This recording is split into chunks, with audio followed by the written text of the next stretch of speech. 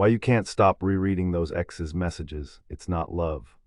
It's 2 a.m., you're scrolling back to 6 months ago. Rereading those first "I love you" texts.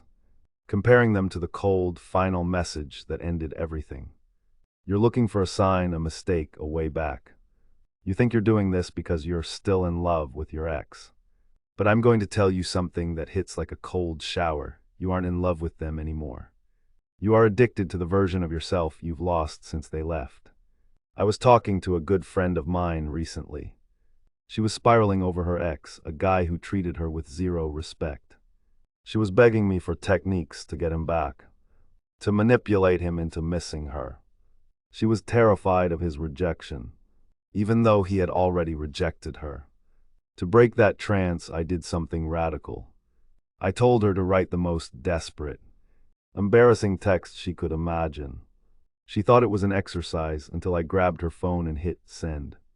She started trembling, pure terror.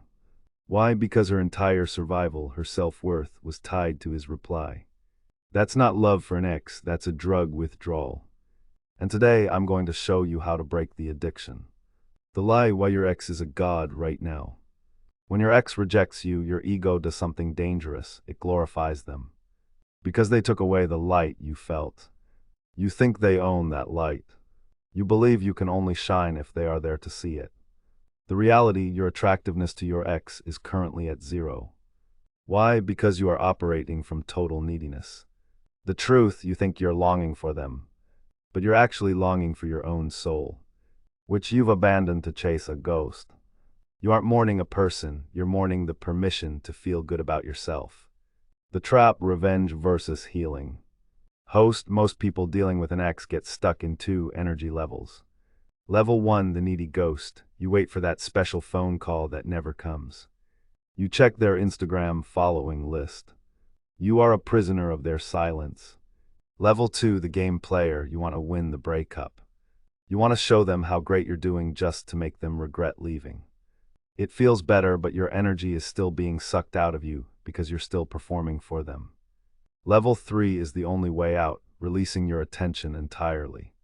If you can't enjoy a coffee, a book, or a sunset without thinking, "I wish they were here," you have wandered far, far away from your own soul. The exercise, breaking the ex fixation. Host, when the pain of the breakup hits your chest like a weight. Don't run from it, try this soul recovery exercise. Locate the pain, close your eyes. Where is the X-shaped hole in your chest? Find the exact center. Observe the border, notice where the pain ends and the rest of your body begins. Notice the empty space around the pain.